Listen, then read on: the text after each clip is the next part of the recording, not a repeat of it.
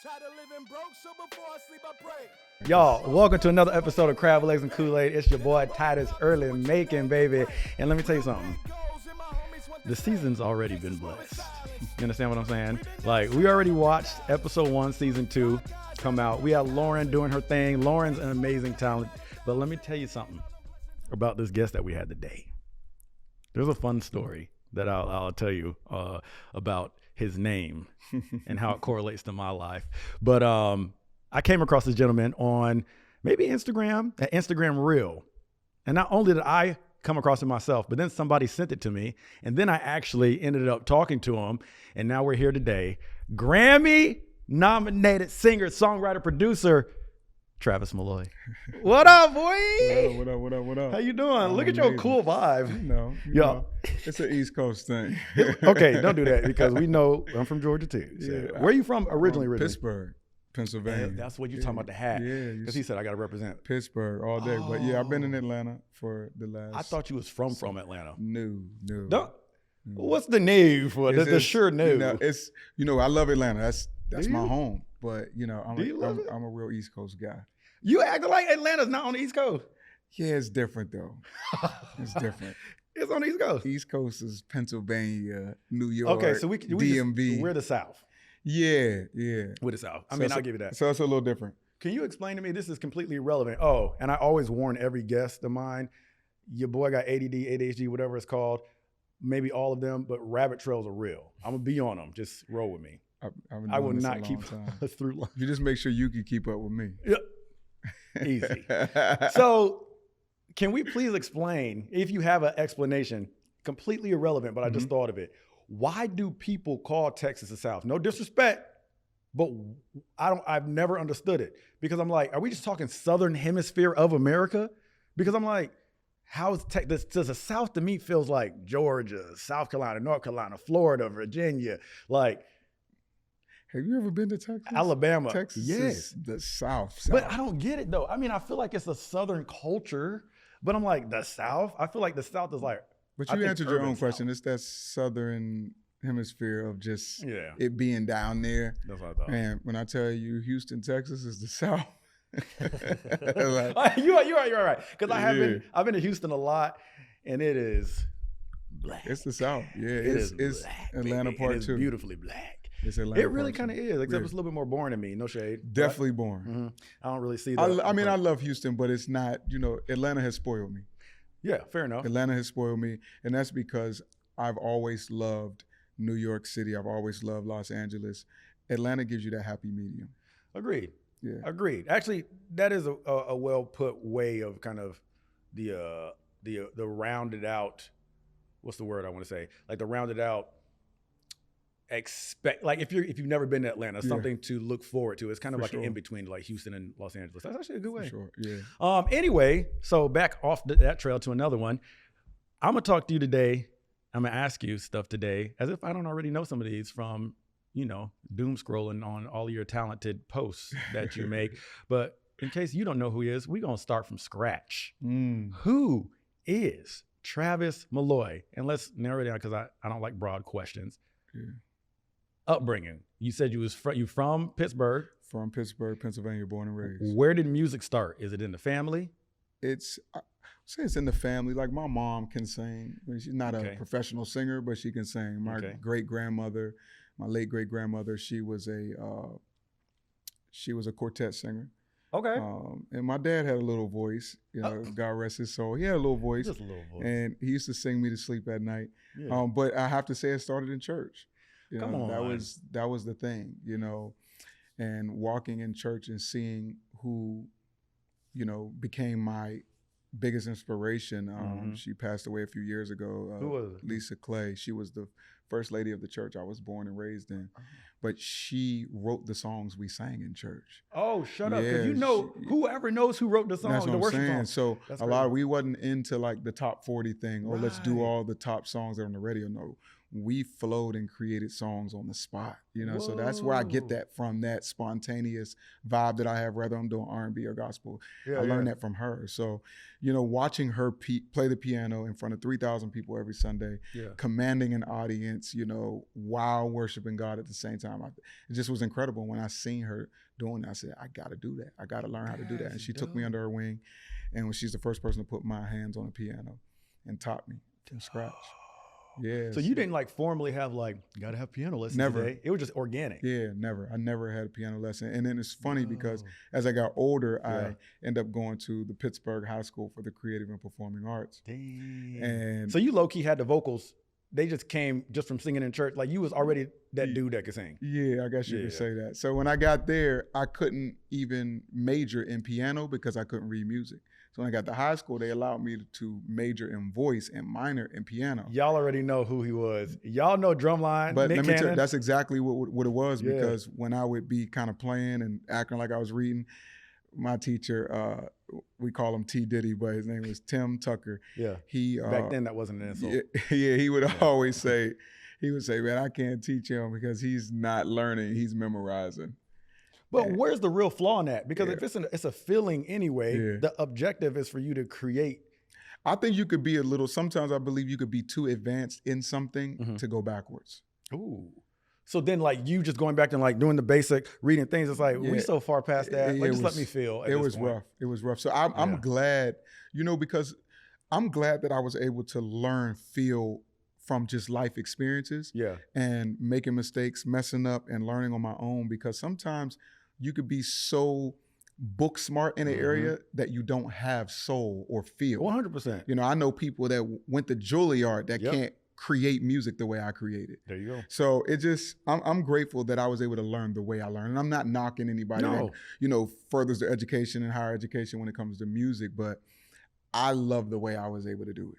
And that's a cool way. Honestly, just going back to what you were saying about knowing who wrote the worship songs, starting there, even that's actually so crazy, because I've had these conversations in church. I grew up in church as well, and I'm still in church. And don't do that, because the disbelief is not okay. It should have been apparent. But no. I literally, me and my sister used to have that conversation. We'd be like, who was the first person that just wrote this hymn or this song, whatever we're singing right now? Nobody ever knows. So that is kind of just fascinating to even just start from that point on your side of stuff. It's so crazy that you said it. You just triggered me to think about, I remember, I don't want to say scouters, but college professors would come to my high school. My high school is a very prestigious high school. There's only 2 in the country. I went to the one in Pittsburgh. Boys to Men and Jasmine Sullivan went to the one in Philadelphia. Wow. The one I graduated from, Billy Porter, the legendary Billy Porter went to. We're from the same hometown. Y'all had beast vocals coming out of there. So I remember a college professor came and I was playing, and at this time I'm 16, so you can't tell me nothing. I'm just and he looked at me and he was like, yeah, man, you sound good, but if you don't learn how to read music, you're not going to go too far. And it's so crazy. In these last 6 months, I've gotten 3 calls to score films. And I never thought that I could get those calls because I didn't learn how to read music. So when they called me, I immediately thought about what he said I couldn't do. And now I'm getting calls to score films, man. So you just can't allow anybody to speak anything that goes against what you see for yourself. Man. Because, bad seeds. And I don't think he meant any harm. No. He was just trying to sell me on what he knew. What a limiting thought. Yeah, but it's limiting, because you can't let people project their limitations, because some people, I know people who can read music who are still limited 100% and don't get the calls. 1000%. So, for me to, and we got ChatGPT. You can play something make that so people can read the music. See what I'm saying? I like that. Right. So I'm just grateful that I didn't allow those words to distract me and to discourage me from continuing to push forward and learn what I do know. Yeah. So now that people trust me with their films, so I'm just grateful. Yeah. And that just goes to show you how much is, I don't want to say it this word, I was going to say kinetic or how much is just organic connection and feeling, because at the end of the day, I'm like, your little notes that you wrote down, I don't feel it. Yeah. You could have written it down, but I feel that. Okay. So that's cool. So that's where we started with music. Yeah. Church, it was around you. It all was happening innately, organically. Yep. And we ended up at the Pittsburgh school, correct? What was that school called? Kappa, Pittsburgh High School for the Creative and Performing Arts. Oh, that was in high school. So what did we do after high school? After high school, I jumped straight into pursuing my dreams. Dang. Yeah, that was my. Did you have anybody was in a loving way where the parents or anybody around you kind of like, hey, like, You know, it's make so sure you funny. get a degree or make sure you I do love this. that you're asking me that because everybody in my immediate family went to college. He was the first. My mom, my sister, my brother, nephew, brother and sister got master's degrees. I'm the only one that didn't go. And you know, it's so funny. They never made me feel inferior. Yeah, they never made me feel uncomfortable about it. I put that on myself when I moved to Los Angeles in 2013, trying to make it. And when things weren't going as planned, I would think in my head, oh, maybe I should have, But they never my mom supported me like I went to school. And she wanted me to go, but that wasn't, you know, you want to know a secret? What? I didn't go to college because I was scared of math. When that's why I didn't go. No. After high school, I said, I'm never doing it again. Travis, stop this right now, because the reason that I did not have any, that's not true. I had a desire to go further in school, but I was terrified because of math. Me and math, like, I knew that I would have to take core classes. And that stressed me out. Not that I wouldn't be able to sit there and apply myself and try to figure it out, but math was one of the biggest fears of mine. I was in summer school all 4 years. I barely got out of high school because of math. Yeah, me too. I literally, when I graduated, I didn't even get my diploma the day of my graduation because I had to go to summer school. And I almost didn't get mine, but they let me make up some credits online before I walked, and I was able to get it in time to walk. But isn't it something? I'm not here to preach. But isn't it something that God would use your biggest fear, which was math, and then make my name great and put math on my chest, which has changed my life. See, y'all don't want me to preach. Y'all don't want to have church. I'm not here for that. But we are. Y'all don't want me to have church. But isn't that something, how he'll use your fears and turn it around for your good? That is. He put 3 of the biggest words on my... You better ask somebody. Wait, that is actually wild. You know what I'm saying? And on top of that, even in the sense of like, this sounds a little pretentious, but it's really cool if you don't judge what I'm about to say. The fact that, it's gonna sound so pretentious, that you're afraid of math. Sorry. You're afraid of math, but yet and still your accounts deal with a lot of numbers. My accounts are... Wait till I get out of LA before you start talking about what kind of money I got. But we are multiplying in numbers. But let me tell you something. You know, it wasn't ever that I couldn't count. It was algebra. Let's just get to it. It was algebra for me? Yeah, it was algebra. Algebra did it for you? Yeah, I was so tired of trying to find the X. After algebra. I was so tired of trying to find the X. I don't even want to find my X today. So y'all had me looking for an X back in. Who invited the X's? That's funny. I don't even want to find my X. And honestly, for me, I could process like the variable side of it, like X, Y, all that stuff. It was pointless. Yeah. Because to this day, exactly, who has used that? If you're not building buildings, or if you're not in some type of construction or whatever. Exactly. I'm like, don't get me into that conversation, because that gets me into a whole nother rabbit trail of the way the schooling system's set up and the stuff that's completely irrelevant and the stuff that we actually could use. Teach me how to do my taxes, because I'm still trying to learn. Exactly. Do you really teach me that in school? I can't. No human can avoid doing that. Credit.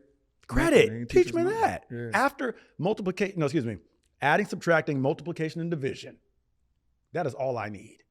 And at that point, it would be a trade school. If I want to go into construction, then I would do specific classes that would lead me down that path. Anyway, whatever. It's true. But that's fascinating that math. I wonder if struggling with math has any correlation with the creative brain. Because a lot of my artist friends, whether it be acting or singing, producing, writing, a lot of them don't like math. And it's crazy because people used to come to my house, and when my mom would tell them I was struggling with math when I was at that age, they would be like, it's crazy that he struggles with math because all music is numbers and math. But I didn't learn music I didn't learn it that way either. You know what I'm saying? I didn't learn music that way. It was here for me. Yeah, it was here. It was visually. Sonically. So it was just different. It was a disconnect for me. But again, you know, like I said, God does all things well. My mom supported me. And I moved around. I moved to Atlanta in 2008. I left there, went back to Pittsburgh. Then I moved to New York in 2010. I did 2 years on and off. Then I went back to Pittsburgh. Then I came to Los Angeles in 2013, and I moved back home. Then I went back to New York. Then I went back to Pittsburgh. I'm literally a living witness of the jumper. I kept jumping. But there's a beautiful story in that, because a lot of people are afraid to take those leaps because they feel like they're giving up on a spot too soon. So like you'll have the fear, and I know this because I've dealt with it myself, where it's like, all right, well, I'm moving out to LA to achieve my goals. But when you have that feeling, like, I don't know if LA's working for me, a lot of people stay past that expiration date. That's because it's like, oh, well, I feel like I'm quitting. And I feel like if I go somewhere else, well, they tell me LA's where it's at. Let me tell you something. I know a lot of people here right now where it's time for them to go. You see? But they feel like that's symbolic of giving up. But sometimes, no, sometimes your season is up in an area. You know what I mean? When I lived here in 2013, it was probably the roughest time I ever had in my entire life. When I tell you, and it's so crazy because even being here today, I literally have been revisiting.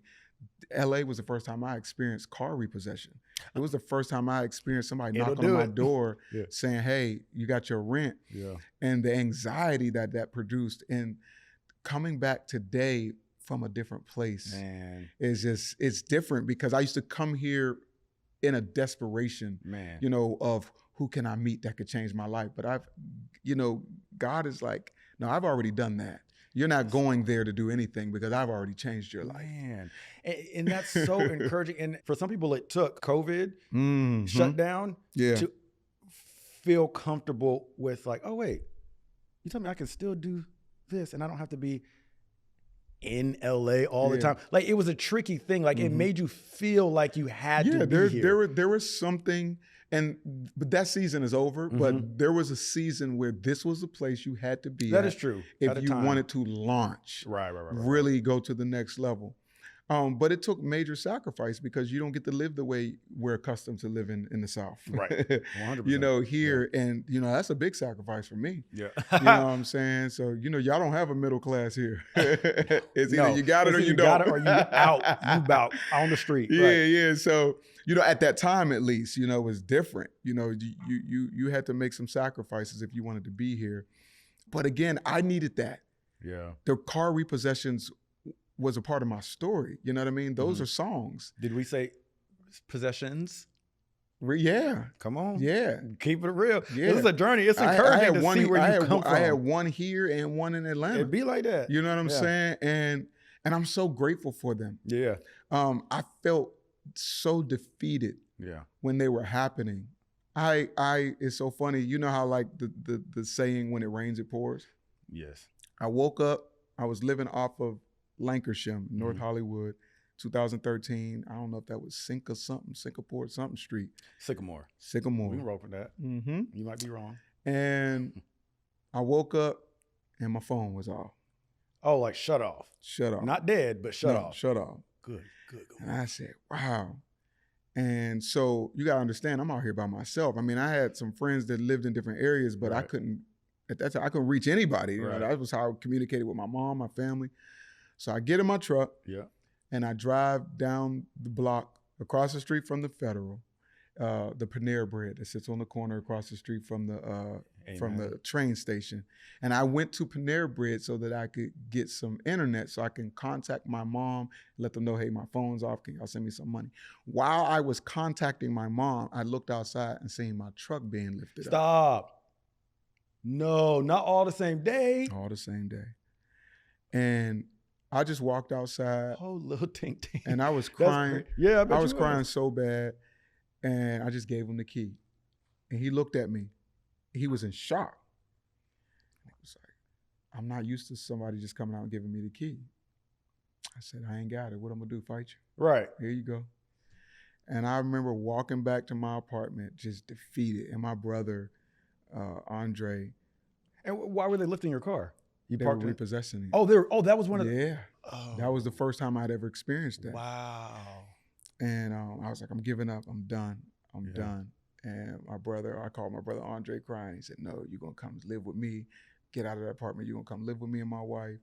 And he was struggling, dealing with what he was dealing with, but he didn't let me give up. And you know, and now today he's, you know, in Mexico as we speak with Kanye West as his music director.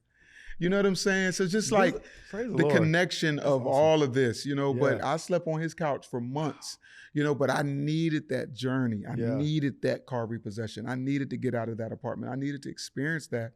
And I remember I called a producer at the time. I said, hey, and he was rich. I said, I need you to help me get my car back. He said, go write a song about it. I was so offended. And he's my uncle today. But you know what? That song that I wrote is what made me a Grammy nominated producer today.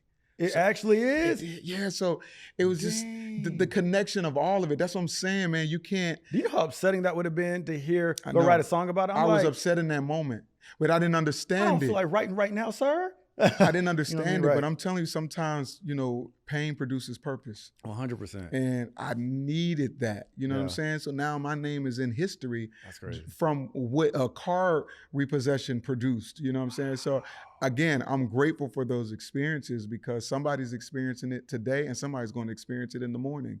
And when they put this on, they will see, hey, look what God can do. It's all right. Come on, Trav. Yeah, man. It's okay. Come on, Jesus. That's what we're talking about. Whoa. Yeah. Whoa. And it's like you hear these stories. I mean, I've had similar situations that have equaled out to some amazing things that you're like, whoa. Hindsight, you're like, I see what God was doing there. But you hear a lot of these stories and it's like they never aren't inspirational. Like even if you are on the side of things already going well in your career, it's like it also reignites you to hear that. And then if you're on the other side where it's like things seem to not be going well at all, then it like gives you that hope. And it's like, okay, keep it pushing. And whatever that looks like for you to keep pushing, whether that's stay in the city that you're in or move to another one. And adjust. Yeah. I had great advice given to me because leaving New York, after I finished school in New York, a lot of my classmates were staying in New York and kind of getting on the rubbing elbows and shoulders there, performing arts school in New York. Everybody was kind of building out their communities there and like using the connections from school and all that stuff. And I was just like, I really feel like I want to try the LA thing. And I remember being terrified that I was making a bad decision because it made sense if I graduated in New York to use the tools they set up for us in New York and to do all those things. And I was like, and I remember asking my roommate at the time, and thankfully I had an awesome, strong Christian brother named Joey, who to this day is amazing. And he was like, why are you acting like God's not going to be with you? Like you're acting like you're going to make a choice to go to LA and try LA. And he's going to be like, well, nope, you should have stayed in New York. I'm not going to work anything out. He was like, why are you acting like he's immobile? Why are you acting like he's not big enough to be the author of any direction you go? And he was like, the worst thing that would happen is that he would bring you right back here to New York. But it's not for lack of trying. Now, it's different if we're doing something out of God's will, right? If it's something like, now I want to go sell drugs for a little bit, different conversation. Yeah. But he was like, why do you make him so small to think that he can only move in New York? Yeah, we limit God.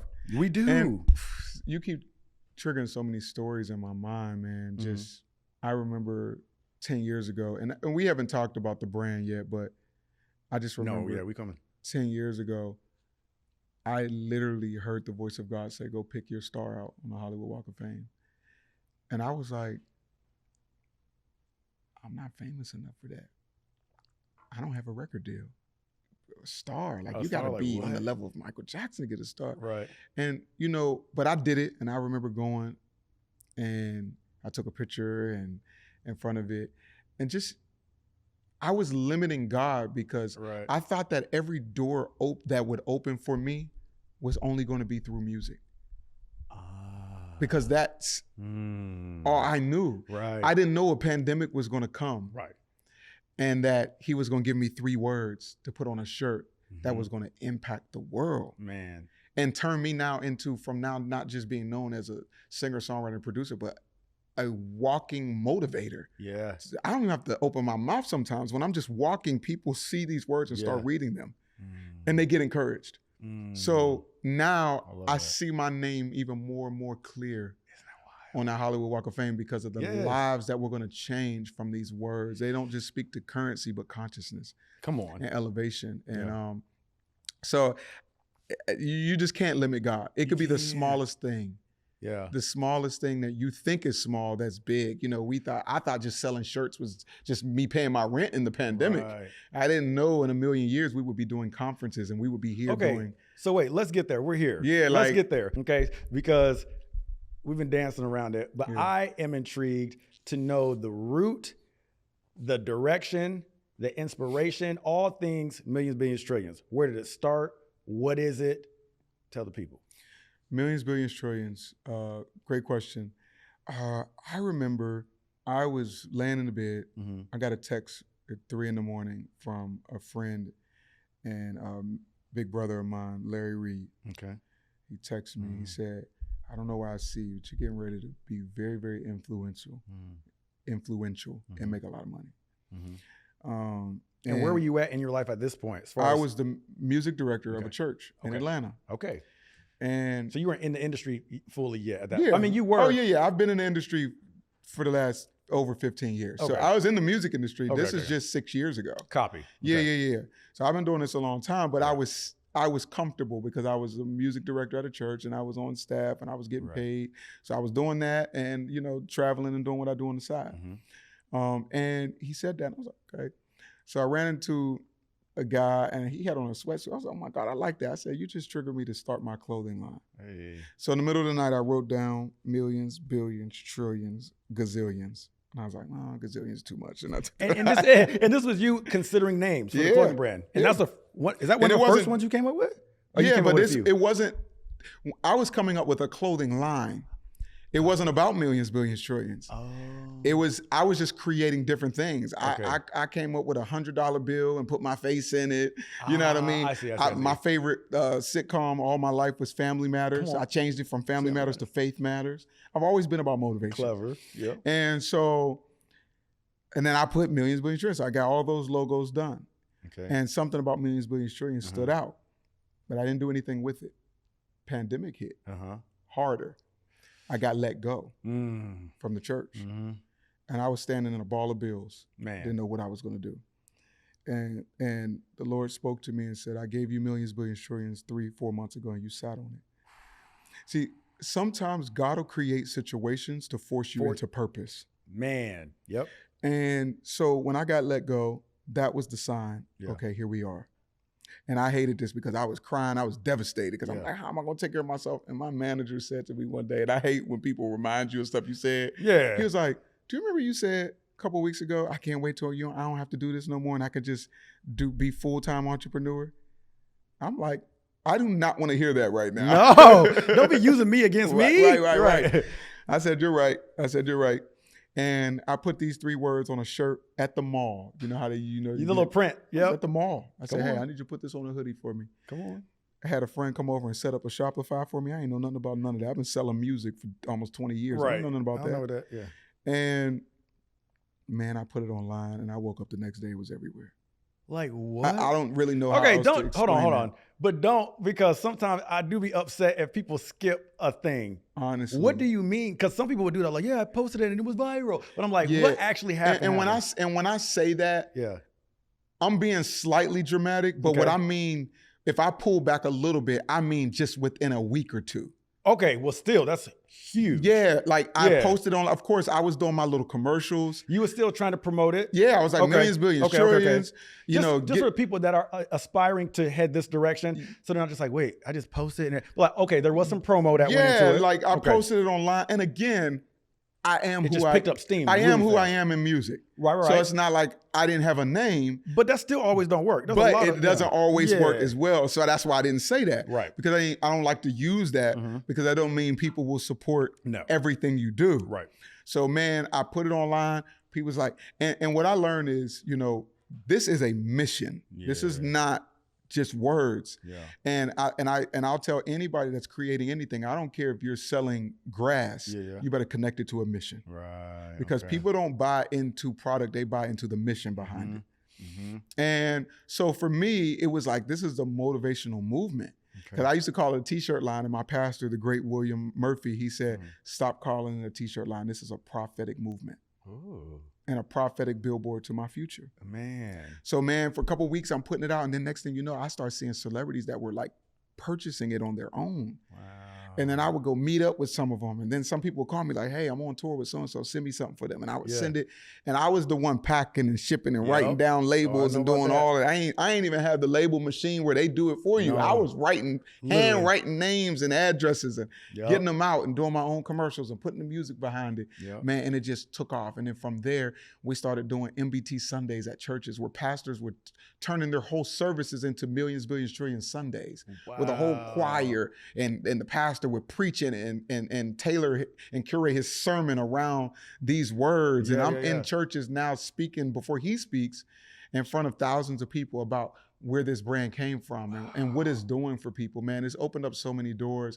And it's crazy because it started changing the trajectory of how people look at these words as not just money, but motivation. Because for me, it was we were getting emails like, hey, I'm getting ready to close on my house. I need a shirt. Because I want to close on my house with this motivational billboard on my chest. Wow. I'm getting ready to go buy my first car.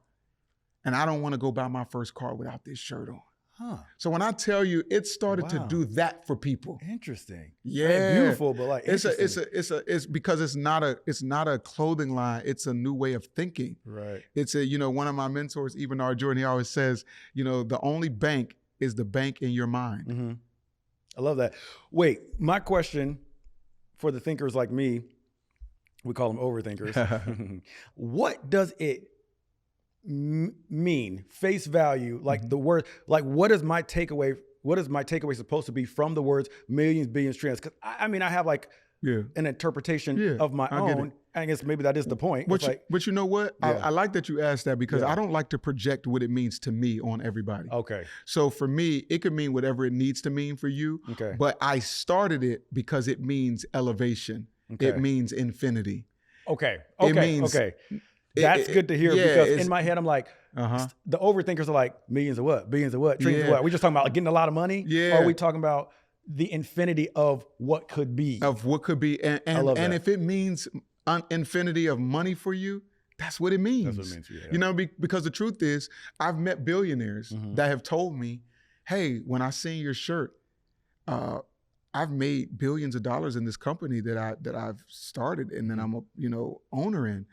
And I used to be scared of the word trillions, but when I seen your shirt, it made me feel like I could live long enough to see it.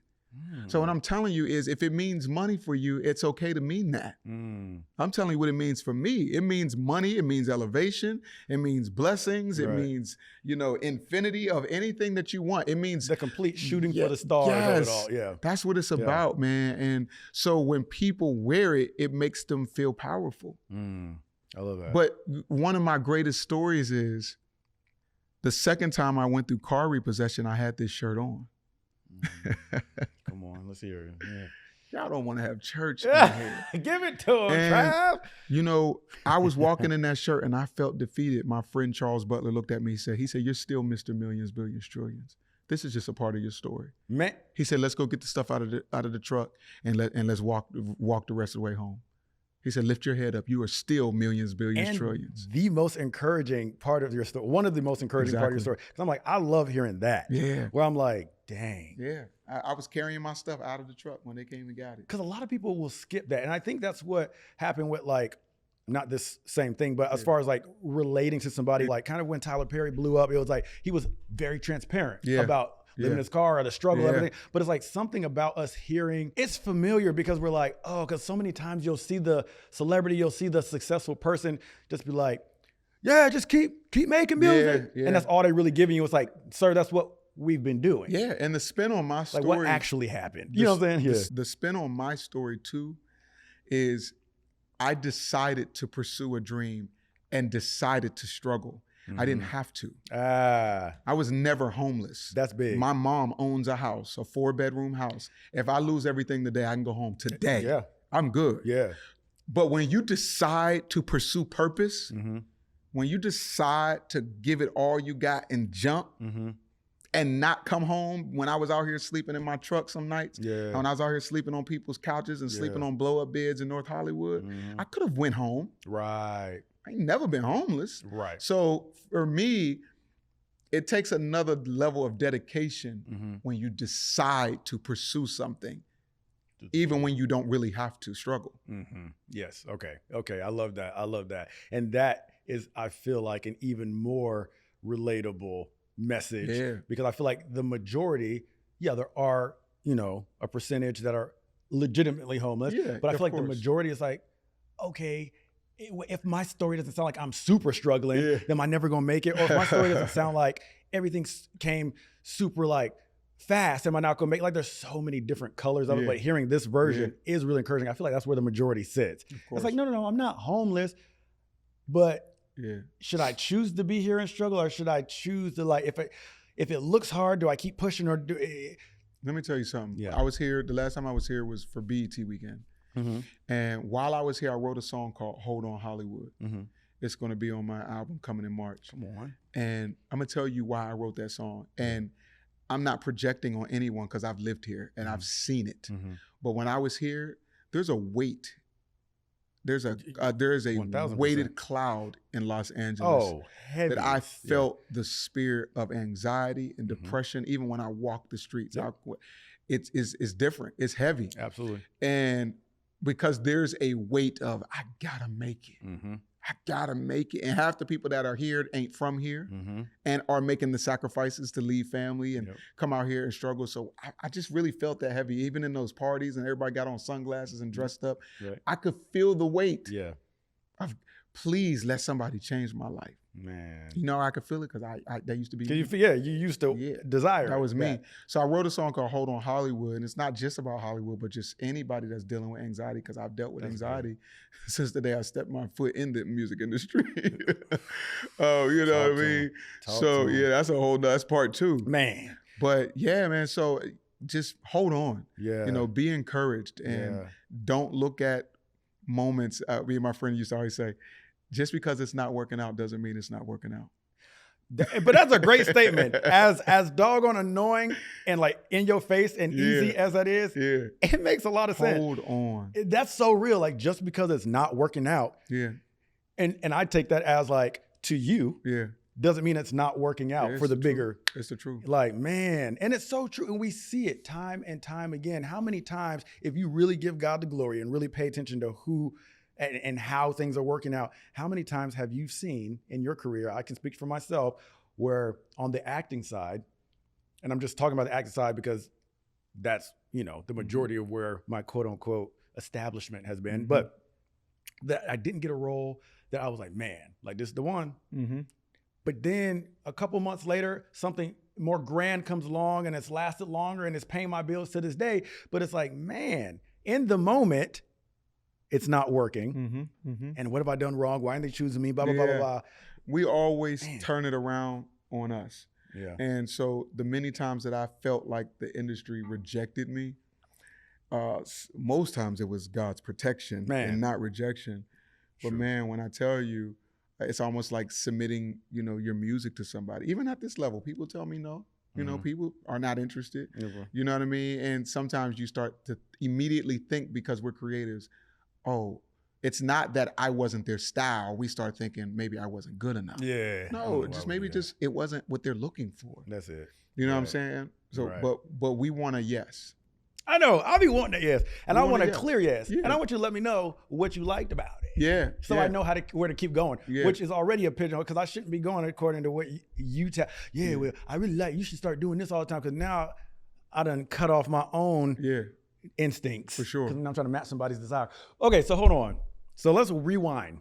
Okay, so we've now gone all the way up to million, billions, and trillions. Millions, billions, trillions. That's right. There ain't no and in there. That's right. I threw the and in, my fault. We've gotten to that point, but I want to go back to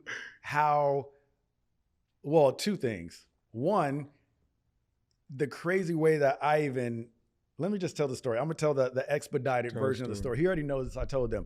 Long story short, I had a fake Snapchat. And the reason I had a fake Snapchat is because... clean it up. On the as soon as you say Snapchat, you know where everybody's mind is at. So just go ahead and fix it. And you're not wrong. Connect it to a scripture. You're not wrong. There ain't no scripture. It was called sin. And that is scriptural. But check this out. The fake Snapchat page, the reason I had this other Snapchat page is because I had one under my actual name. And because of the projects I had done, it was too easy to find. And people were sending me unsolicited things to that page. So I said, cool, I'm gonna start a private one that I actually can use for people I know and my friends and everything like that. Having Snapchat in the first place, yes, may have been the issue, but whatever. The point is, I started a separate one that I could actually add people I know on. And when I tell you, my friend's middle name was Malloy, okay? And I was like, oh, that's super cool. I was like, yo, and we were talking about how he should make that his last name. And like, yo, Malloy's dope. Malloy, why don't you go by that? He was, whatever. He has his reasons. Okay. So my initials, Titus Makin, are TM. Okay. So in my head, I was like, I just want to start an account that I can remember my own handle, that I don't have to, but nobody will find my name. So I was like, well, it should just be something with a T and M. Titus Makin, something that starts with T and M. So I, by chance, well, maybe not chance, but I, ironically enough, chose Malloy as the last name because it started with an M. And I just was like, Travis. I literally said Travis because I wrote a script too, because my initials are also TJ because I'm Titus Makin Jr. So people call me TJ as well. So I made this account. And in the script of the show I read, one of the characters' name is Travis. There's two brothers and one's name's Travis. So I just took stuff from my life. Friend middle name Malloy, that name Travis from my script. And I was like, cool, Travis Malloy, Titus Makin, starts with a TM, boom. So I started going by Travis Malloy on this fake Snapchat account, not knowing that I was pretty much, what's it called? Like, not catfishing people, but like, identity thieving. Mm-hmm. A real, I promise you, I was like, Travis, ain't nobody named Travis Malloy. I just made that up. Okay. So then, get this. My friend sends me this person who was doing, I believe, and correct me if I'm wrong, did y'all do, you and your, is it your choir? It was a community choir. Your community choir, and he was standing in this room and it went viral. And I believe y'all were singing Human Nature. No. Total Praise. Total Praise. Yeah. Did y'all do a Michael Jackson cover? They did before I got there. Okay, because I was like, I know I've seen it before. Anyway, but Total Praise, because you was in the room and doing it, and he has his microphone, and he'll pop in and sing, and he'll direct, and great, and it's going viral. Mind you, all of my friends Christian, like that's our community. We send this stuff, and I was like, yo, this is sick. And I click his page, and I was like, no. I was like, no. I was like, that's a real Travis Malloy. That's crazy. I was like, so as I'm adding people or people are adding me, they're probably thinking it's you. That's insane. And I'm black on top of that. So, you know, people are limited to their creativity. So they probably just see a black person, Travis Malloy, and for them, that's plenty, right? I didn't realize that I was out there faking as him because I was genuinely trying to be an original person. Anyway, fast forward. We meet on Instagram and we're messaging, and I was like, yo, I gotta be honest with you, bro. Like, I've been using your name. In sin at that. That's what's crazy. You put me in sin. He's not wrong, because what I was sending on Snapchat might not have been the best things all the time. But it's wild because I promise you, that had to have been for all the God reason to be like, go ahead and delete that, because now you'd have been convicted and confronted. See? And I was like, who would ever think that I would meet the fake name I made up? That's insane. And he was a real person and killing it. And in the field that I desired to be in. It's like he could have been a random person that was a doctor in Milwaukee, but he was in music, gospel music at that. It was a Christian, was a black guy, because mind you, the dude's name who I got Malloy from was a white dude. His middle name was Malloy, white dude. So it was just wild. It was crazy.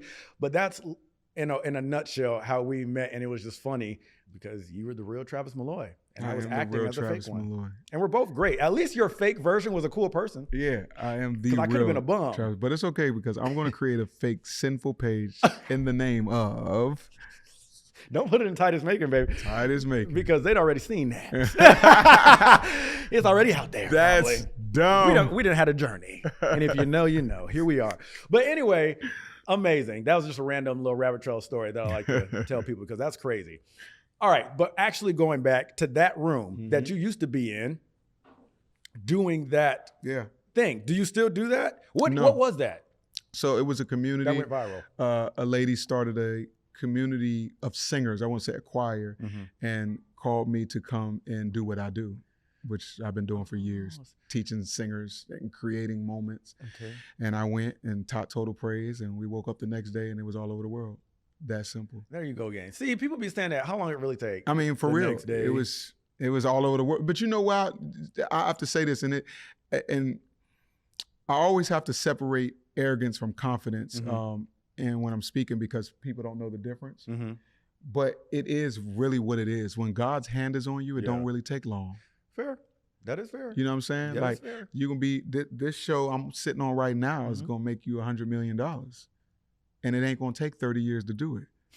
Amen. You know what I'm saying? We're in a different season now. We're in a different season now. So the truth is this: it didn't take long. Literally, the next day we woke up, it was 1 million views, and then it went to 5 million views, and then a year later I posted it again a month ago, and then it goes another 7-8 million views. Now we're at over 20 million views just on that song alone. And by the way, that song comes out tonight at midnight because I recorded the acoustic version that everyone loves in that video. I recorded, and that's going to be on my EP, Travis Malloy, The Blessing. And that honestly, so for people that are listening to the actual episode, this actual episode will come out next week. Yes, okay. So it'll have been out by then. So that song, Total Praise, that song is out right now. It's out right now. You can go get that right now. And that's under you? Travis Malloy and Urban Worship Collective, The Blessing EP, and it's Total Praise featuring my beautiful sister, Carvina Jones. Come on. And that's honestly another full circle moment because that's the first video I saw. Yeah. And that's actually out right now. It's out right now. But yeah, it's beautiful to see you wearing all the hats successfully. And what I mean by all the hats, I feel like we can feel pigeonholed as artists where it's like, okay, oh, I blew up because they see me directing a group in a room. So maybe I just need to keep making those videos, which might be the case. Great, do that. But like, how beautiful to see you producing, to see you as an artist, a solo artist, to see you. But you know, branding. I love that you said that because I want to also encourage you that when God gives you multiple gifts, typically the world forces you to pick one. Man, I hate that. But you literally have to embrace the seasons that are greater than others. And what I mean by that is there was a season where people just wanted to hear me sing. There was a season when people didn't want to hear me sing and they just wanted me to write songs and produce for them. There was a season when I first released Millions, Billions, Trillions, I wasn't getting calls, come perform. It was like, hey, you got shirts? You know what I'm saying? And that would offend me. Right, you're like, hold on. And my god sister, who's the CEO of Millions, Billions, Trillions, Vaughn, she said to me, Travis, no. You are in a Millions, Billions, Trillions season right now. I love and that's that. okay because it's all yours. Man. So it's not like you're having to sit anything down to serve anything else. You're serving another leg of that God has given you. Yep, and it's all another you. vertical. It is all you, and it's all pointing to that goal, whatever that is, that final picture. Yeah. Because let me tell you something. I'm believing God that by the time this airs, I will have closed on one of the biggest deals of my life with Millions, Billions, Trillions, where I'm doing music for fun. That's beautiful. See, because let me tell you something. That's beautiful. Let me tell y'all something. Yeah. Somebody said, Travis, I heard a few of the songs and on the new album, and something's different about you. Something's better about this music. He said, what is it? I said, my bills are paid. Let me tell y'all something. They have tried to program us as if like you always have to struggle to create great things. No, let me tell you something. I can create even better when I can sleep at night and knowing that my rent is paid.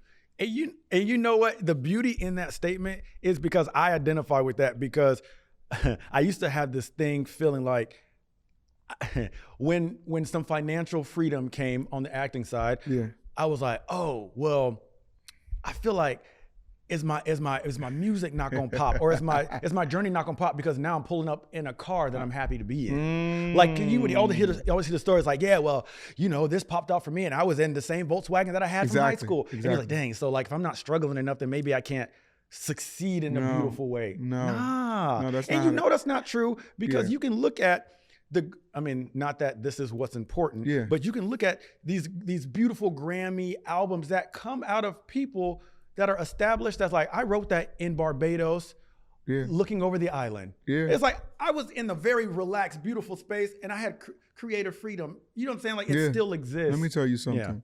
I've watched people grind. I've watched people get up every day and it my mentor, he told me one day, Trini Massey, he said, Travis, you're way too special to be an overnight success. That's actually really strong. 2013 was how many years ago? Man, 13 years ago? Yeah. It was 13 years ago. I was not us both struggling on the mat. You see what I'm saying? You know about math? Right. Let me tell you something. I'm gonna tell you who I was staying with sometimes. She was dating a friend of mine from my hometown, Victoria Monet. I love me some Victoria. I was staying. Victoria used to get up and make me eggs and waffles. That's crazy. It's my sister. That's amazing. And she'd be like, "You want some?" I'd be like, "Yes, make me some eggs, please." And she would get up and she took care of it because I was out there. I was sleeping on their couch. Man. And to see her accept a Grammy, 10 years later, 10 I watched her struggle. I watched her sit in that house and write songs all night. I watched it. So what I'm telling y'all, this ain't make believe. These people ain't like, I watched these people work. Man. So when I tell you, you're too special to be overnight. Too special to be an overnight success, because typically that's why people who win the lottery always end up losing it or dead. Came too easy. Because it came too easy, and they don't know what it's like to work for something like that. Yep. You know what I'm saying? So I say, like, I appreciate the journey. I appreciate what I've experienced. I appreciate, what I was able to see, because it really encouraged me I won't say encouraged me. It prepared me to be the motivational speaker I am today. Come on. Because I don't even call myself a motivational speaker. Like, I just tell my story. Yeah. I just tell stories but of I think that's all it needs to be. What I've experienced. And man, just to think that all of this stuff happened here in 2013, and now I'm here having my own brunch. You know what I'm saying? Having my own brunch. And some of the people where I was trying to get in their parties years ago, now them people are RSVP and trying to get in mine. Wow. You know what I'm saying? So I'm just so grateful. Like, if y'all had told me 13 years ago that it was all going to work together for the good, it would have saved me a lot of anxiety. But let's not be, which is true, but at the same time, let's keep it a buck. Yeah. Even to have been told that. Yeah. To still trust that. That's true. In that season. If somebody would have said that, you still would have been like, but how? Yeah. You know what I'm saying? When. Yeah. It's really That's difficult. why I'm telling you the story is so important. Right. The story is so important. Yeah. Right. So every song that I write, I don't even write things that I don't experience. Even R&B songs, I only write what I've experienced. And how is that? So, nice little quick rabbit trail, because it's fascinating, especially for people that have a very narrow view on what it is to be a Christian in general. Yeah. How's that experience been for you as far as being in both lanes? Yeah. Has it come with attacks? Has it come with confusion, or has it been? Yes, it has come with not from my family. Right. I was raised in a very open home when it came to music. Obviously, a versatile home. Same. Yeah. But religious people, I won't call them church people. I'll say religious people.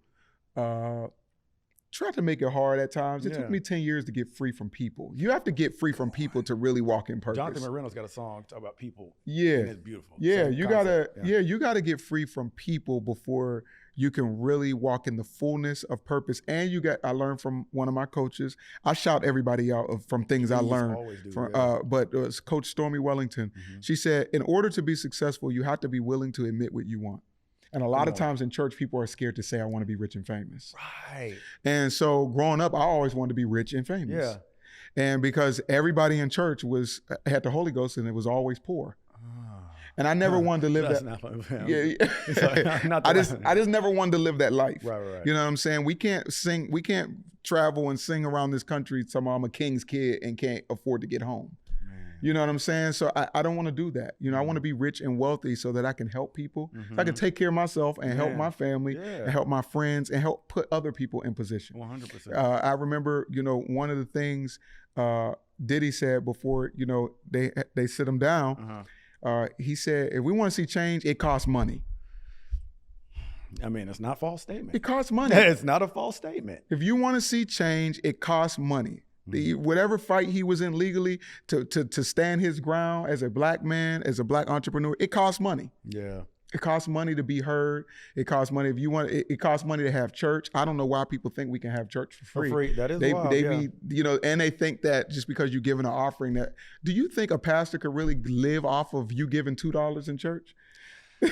Like, the mindset is insane. Well, the argument against, not an argument, but the interesting perspective against that.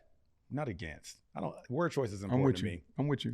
The interesting perspective along with that would be like, okay, but now we're potentially talking building. When it's like the church, can meet outside in the parking lot. Yeah, it's a lot of that. but would you come?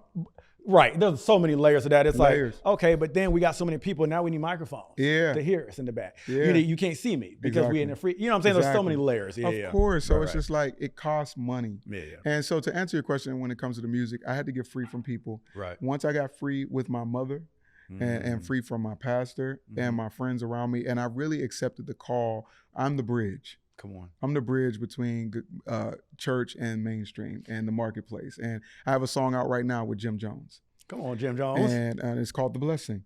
Come on. And somebody crazy out of their mind commented and said, "Oh, you doing this for money." Let me say this, and I'm saying this on your show, and you can use this. Gospel music financially is a liability. That's just one genre that I decide to partake in at times because I do all genres, but I lose money when I do gospel. Interesting. So hear me and see, other gospel people are afraid to say that. Come on.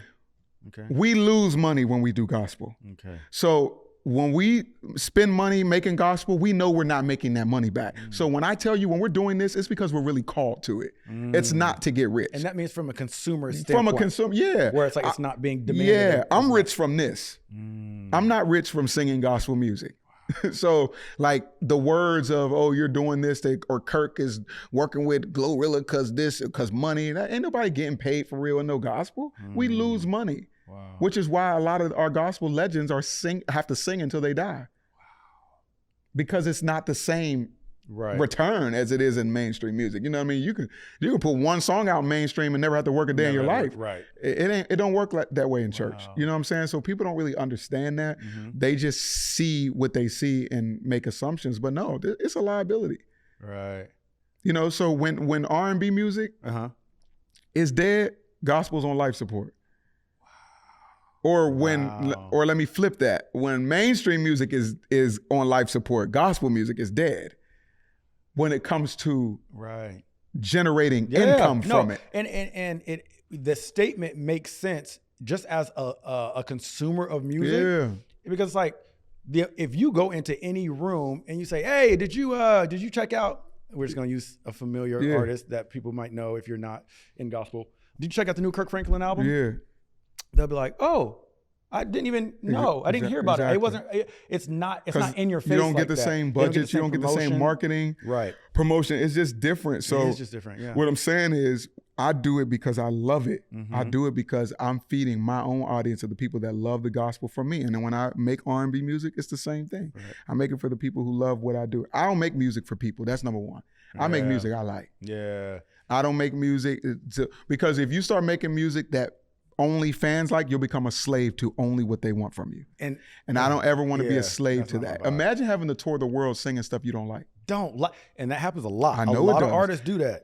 That's why I'm so glad for the level of independence and freedom that I have to be able to. I've walked away from some major stuff. I ain't gonna say no names and stuff, but I walked away from some amazing opportunities that were against things that that wasn't me. And I ain't talking about nothing freaky. I'm just No, but just like as far as like taste. Yeah, just taste. That ain't my style. Yeah. You know what I'm saying? That's big. You're doing yourself a disservice. 100%. And that honestly essentially answers my next kind of question. You didn't, but indirectly, but I'll ask it directly.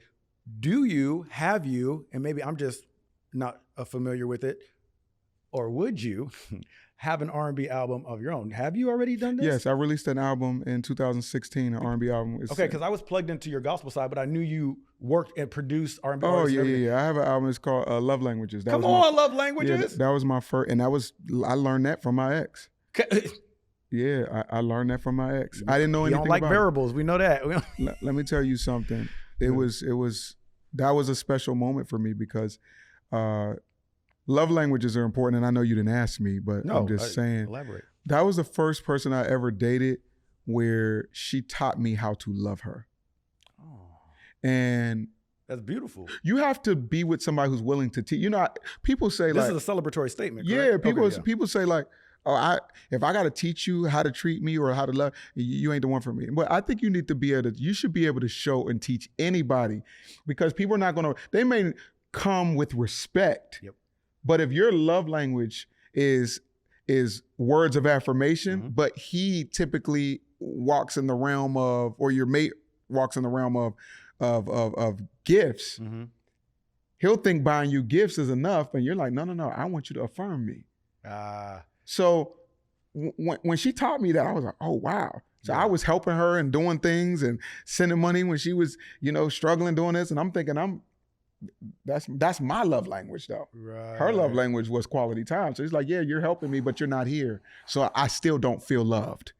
So if you don't have that conversation, then what happens is I feel unappreciated because I'm helping you, and you still don't feel loved. Right, But she sat me down and said, no, this is how I identify with being loved. Yeah. And that's why I wrote that album, Love Language. That's beautiful. And I'm big on love languages. It's like, I don't, they ain't the Bible to me, but they are great informers. Yeah. Like I'm like, you're telling me exactly. Yeah. And I'm going to tell you exactly. You have to, my mom, this is not just about romance. This is platonic as well. Yep. My mom was born on Christmas Eve. Her love language is definitely gifts. My mom want a gift. I don't care if it's a teddy bear. My mom want a gift. That's how my sister, Tasha, I know you watch right now. She will probably say that her love language ain't get. It is get one of them. And it don't even have to be gifts. No. $10,000. Nope. My mom want a gift, period. And she want a gift for her birthday and Christmas. But when you learn how to love people, it makes love better. Man. And so for me, I did R&B album, Love Languages. But I've been flipping R&B to gospel for years. I've been doing that for years. Because it's a lot. I'm not telling you why you do it, but for me, why I know, like, I consider myself alternative R&B, but why I know that I will for sure make, and I don't know what you want to call it. We're going to call it a celebration of God album, because I don't know what that means to be like, and maybe you can help me break this down, but to be like, oh, a gospel album, oh, a Christian album. I'm talking about my life, and it's pointing to God. I really love Celebration of God album. You see what I'm saying? Because I really love that. You know why? Because soon as people hear gospel or Christian, that's where the pressure comes. That's what, and I feel it. I feel it today, and I really don't be. I can't cuss on here. Is this a gospel show? No. I'm like, you speak how you speak. Let me tell you something. I don't curse. Today at 38, I don't give a damn. But I'm telling you, when you hear the word gospel, you start to hear rules. You start to hear regulation. And you start to hear an expected sound. Yeah. That's where my hold up there is, because my vocal ability doesn't align with your expectation of a gospel artist or a Christian artist. Because when you think Christian, then we go to the Caucasian side. That's stuff we did to ourselves. And we get to Hillsong. You expect me to have a Hillsongy album or a Kirk Franklin album. And I'm like, it's not going to be either, because my voice is not a big belty voice, and my voice is not a Christian rock And that's voice. Not what gospel is. That's just a piece of gospel. But the expectance, of course. The expectations of that. So anyway, and I think that's beautiful to, because even a lot of my alternative R&B music, you think it's about a relationship, but I'm talking to the devil sometimes. I'm celebrating God sometimes, or sometimes it is a relationship, it is a love song. But I'm like, it's already that for me. Anyway, so I love that there's artists out there doing it already. There's tons of artists doing it. Of course. But I appreciate talking to one and seeing their experience with playing on both sides. I do it all. I love John P. Key is my favorite gospel of all time. Kim Burrell is my favorite of all time. Vanessa Bell Armstrong. And let's pause right there, because that was the last thing I was going to talk to you about. Okay. Is you have been able to repeatedly, regularly, you can see it on Instagram, work with, I'm going to say it because we've deemed it to Brandy, but we're going to deem it to Kim, one of the vocal Bibles. She is the vocal Bible. And that's why when Brandy got that title, it's a valid argument, because Brandy is nasty. I'm not going to ever take away that title. But I'm like, Kim. Yeah, Kim Burrell's the vocal Bible. That's what I agree. But I do agree. I'm not even trying to be controversial. You can be. I'm not afraid of controversy. Let me tell you something. But it really. Let me tell you something. Yeah. Brandy, Jasmine Sullivan, are some of the greatest singers I've ever heard in my life. 1,000. Kim Burrell is the vocal Bible. I would agree. Okay. Sorry. And they know it. And but you know what? That's the mother. You know what it comes back 100%. But you know what it comes back to, in my opinion, that gospel divide, aka all the eyes aren't there, so we just don't know about it. And not we, the community knows. I know what you're saying, yeah. But the outward world, and she's been on the biggest of stages. Obviously, everybody knows her and Whitney's relationship and her singing with Whitney, all of that stuff. As far as like them, even Whitney knows how nasty this woman is in the best way. But anyway, the point is, you've been working with her for some time and y'all are close. That's dope. And my last point is just celebrating that dynamic, because how cool to just hear those vocals in your ear all the time. It's insane. And what's crazy is, what makes it even worse is that I'm never really able to capture her greatest moments. Because her greatest moments is when we're just in the car and the radio's on and she's looking out the window humming. It's better than what y'all hear on albums. You know, when we're just walking into the studio and she's just going over what she's gonna do. And I didn't capture that moment. That's better than the stuff we record. And you know what's crazy? A lot of people don't realize, even listening to other great technicians, we even like people that, when I say technicians, for those that don't know, it's like the scale of music, right? Like people that can essentially play their voice like an instrument, like technician. You can technically do essentially whatever you want to do with your voice. So when we talk about great technicians, it's like they typically have to strip back so it's processable and digestible for the masses. And let me make that whole like thing clear when it comes to Kim Burrell, Brandy, Jasmine Sullivan. These people are not even in the same lane, number one. You know what I mean? Like, Brandy is the vocal Bible in her element. 1,000%. 1,000%. You know what I mean? So, and I know why people say that. Right. So there's nothing wrong with that. No. She is absolutely incredible. Yeah. Jasmine Sullivan, I don't even need to get into that. A beast in her element. You know what I mean? But Kim Burrell is, you know, I just have to say, like, she's the father of this. Like, she's like a note innovator. Yeah, I always tell her, she paints colors that don't even exist. Yeah. You know what I'm saying? So it's just different. And she's the one creating it. She's the one writing it. She's the one reharmonizing and coming up with this stuff. Like, she really is a master. Man. And people don't really know how masterful she is. I've gotten to see her at every element musically. Like, I've gotten to see her be on stage when we were on tour last year and like create on the spot and come up with harmonies on the spot. Wow. I've gotten to see that. I've gotten to see her in the studio say, you know, like, we love Everlasting Life album, but nobody's seen it be made. Wow. So I get to see her come up with harmonies. Wow. I get to see her come up with stuff that I couldn't even hear. And I wrote the song. Right. You know what I'm saying? So it's just like, to be able to be around that, like, I can't wait to be able to do that with Brandy. Man. I can't wait to be able to do that with Jasmine. Man. You know what I'm saying? And it's just, I'm honored. I'm honored. I don't take it. I even text her. I said, hey, I know we've been extremely close for some years now, but I don't take your greatness for granted, even as my friend, of who is standing next to me at this microphone. And I understand that gratitude, because, and this is not a flexing point. I mean, people that are close to me know this, but I know you're famous. No, but like on the music side, I've in some recent year and a half, 2 years, was brought under the wing of Earth, Wind & Fire, and I've been able to sit. Okay, so now you want to.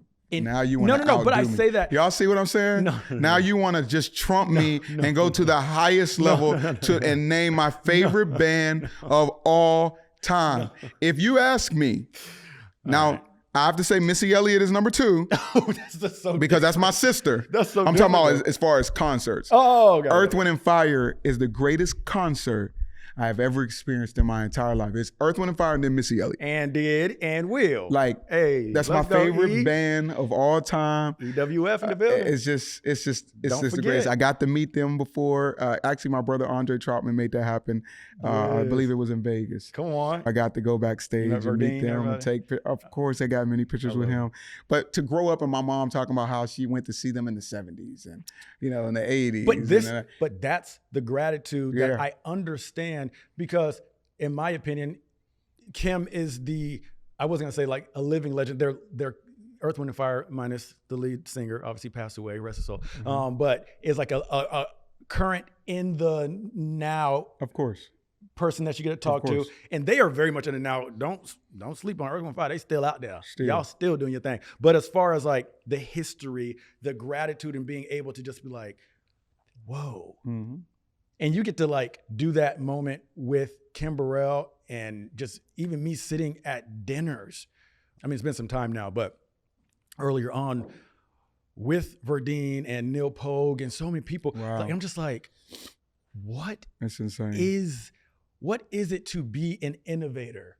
Do you know what I'm saying? It's like I'm creating from my own stories, and I'm innovating, and we're innovating in our own right. But like, there's a different, like, really painting like a full new picture. Because I'm like, these cats were out there doing it when Black people wasn't allowed to be doing it. It's true. Do you know what I'm saying? And it's just like crazy. Anyway, rabbit trails. The point is, how cool that you work with Kim, and y'all love y'all dynamic, and how much of a blessing that she's working with you, because come on. And I'm like, because what you bring to the table ain't nothing slight of amazing, sir. You feel me? Okay. Anyway, go ahead, I'm honored. I really am. I just, it take two to tango. It take two to create what we hear. Yeah, it's true. She can't do it by herself. She can give us vocals, but you're giving us everything else. Am I wrong? I appreciate Not that. to demean it, but no, it takes both. Okay, so before I get you out of here, I'm gonna play a quick game. It's gonna be a rapid fire game. I play it with every guest. Okay. And here's yours. It's called Keep or Quit. Now I'm gonna ask you the same ones that I did. Who did I ask these to? Another guest. I don't know what order we're airing these episodes in, so I'm not going to say the guest yet because I don't want to give it away. But I'm going to ask you the same ones. I might have to take a shot now. I don't even drink. I'm going to tell you right now, I will pass. They're a little bit controversial. They're not controversial. They're controversial. That's a hard word. Controversial in music, Black culture, maybe, just for fun. But it's called I need you to drive me back to Hollywood, but go ahead. He gonna ask me on air because I can't say no. Yeah, I need you to take me back to Hollywood. And I'm not going that direction, but I'll do it. No, he was not. I'll gladly go. I'm not going that direction, but I will. I'll take it back. Okay, so these are. I'm hungry. Not like me, so we need to do that first. I was about to say we need to eat first and then go to Hollywood. Do you eat sushi? I need more than that. I need some rice and chicken. Okay, I see y'all do that LA stuff out here. I just ain't had sushi in a while. Sushi ain't gonna keep me till tomorrow. No, it's gonna keep you till you got about 3 or 4 hours. But we can do it. Let's do it. Okay, anyway, keep or quit. I want to be Hollywood while I'm here. Go ahead. You're gonna keep something or quit something. Okay, let's do it. It's like F, marry, kill, except just 2 options. I'm a Scorpio. I'm not scared. Okay, ready? I'm starting off the gate strong. Beyonce or Destiny's Child? You got to quit one and keep one. I'm keeping Destiny's Child. That was a good answer. That's what I would do. That was a good. Okay, right? I've only elaborated. It's supposed to be rapid fire, but I would love to hear why. But whatever. Oh, we can do that. No. Because let me get through them, and then at the end we'll double back. Okay, right. Usher or Chris Brown? I'm gonna keep Usher. Okay. Aaliyah or TLC? I'm gonna keep Aaliyah. Okay. So far we're on par. This is a random one I threw in there just for funsies, but depending on the age that you grew up, but we're close in age, so this should be a big deal for you maybe. Disney Channel or Nickelodeon? Nickelodeon. Keeping. You're keeping Nick? I didn't see that coming. Never mind. Okay, I wasn't a Disney guy like that. Oh, I was a huge Disney guy. Okay, Brandy or Jasmine Sullivan? So when I answer these questions, I'm always going to answer them from who impacted me the most. Oh, well, not who's better. Oh, that's fair. In my mind. Whatever your reasoning is. But I'm going to keep Brandy. Okay. Right. Okay, I see what you say. Yeah, because it's not a matter. You're right. Exactly. Now, the reason I put these next 2 ladies is because I feel like they're as close to our comparisons on the Caucasian side of women as far as executors of even just riffability, if we're gonna go there, or just range to riffability. Christina Aguilera, Jessie J. I'm keeping Christina Aguilera. Okay, and then I got two more that I was like, oh, well, let's not leave these two ladies keep out it going. because they're You can executors, keep it going. goated executors. Tori Kelly Ayeba. I'm gonna keep Tori. Okay, I really thought she was gonna say Yeba. Interesting. Oh, I want to know why. Anyway, Whitney Houston, Mariah Carey. I'm Whitney all day. Me too. Yeah. I appreciate and I love and I cherish the Mariah Love Carey her. history. But Whitney. But Whitney is above all to me. I don't understand the Don't even put her in no conversation with you me. get what I'm saying? And Mariah deserves her own conversation. Yeah. Anyway, okay. Yeah. Okay, so these are not music. There's two more. I'm ready for you. This one is actually fashion related. Okay. Aesthetically pleasing. Between these two ladies' fashion, and they're both iconic. Are we going Zendaya fashion or Rihanna fashion? I'm going to keep Rihanna. Okay, that's a good one. Law's killing it with the Zendaya lane, but I'm with you on the reread. And then the last one, crab legs of Kool-Aid. Name of the podcast, we got to throw it in there. I'm keeping Kool-Aid. You keeping Kool-Aid? Yeah. Do you not eat crab legs? I do, but I'm not a fanatic. Like, Because you got to work too hard to get in there. You don't Yes, like to have to work, but you I just don't want to have buy. You just give me the food on the plate. you got me sounding real nasty on this podcast. You said I don't like to You work don't like for cracking the legs open? it. I'm saved. Come on, somebody. Okay, wait. Before I get you out here, let's go back to the Beyonce and Destiny Child. Let's go through all of them. No. Oh, That's the one I you- care the most. Actually, no. The Beyonce one and the Aaliyah one. But let's go Beyonce or Destiny's Child. Why Destiny's Child? Because I agree with this choice. Well, And I love Beyonce. Like, I love the journey of Beyonce. well, I'm gonna say this. I appreciate Beyonce's ability to transcend genre Yep. and to grow, but I just have to be honest. I'm an R&B nigga. So And when we was getting those real R&B moments so- from Destiny's Child. Destiny's Child, Destiny's Fulfilled album is one of my favorite albums of all time.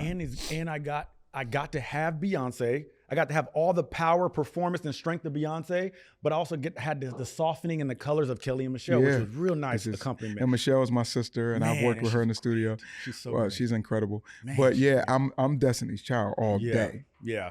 If I don't pick up the phone like I used to, Come on. oh, yeah, don't you take it personal.